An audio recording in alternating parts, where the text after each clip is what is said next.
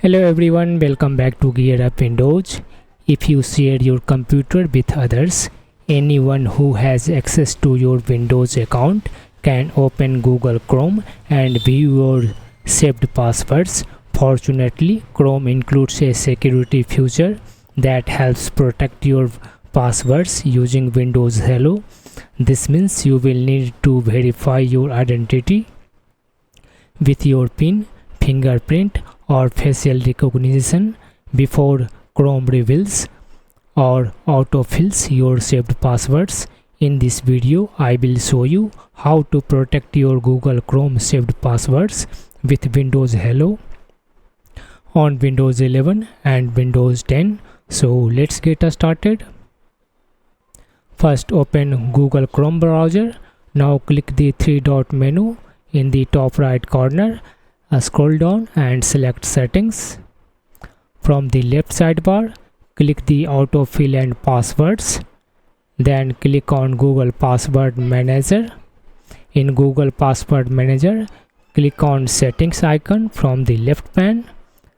Then select Settings again.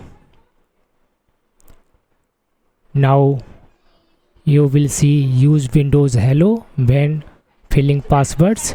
Click on this one toggle. Verify your identity using your Windows Hello PIN, fingerprint, or face recognition depending on what you have configured on your PC. Once the verification is complete, the feature will be enabled from now on. Whenever Chrome needs to autofill a saved passwords or reveal one you have stored, it will first ask you to verify your identity using Windows Hello. This adds an extra layer of security and helps prevent unauthorized users from accessing your saved passwords, even if they are using your Windows account.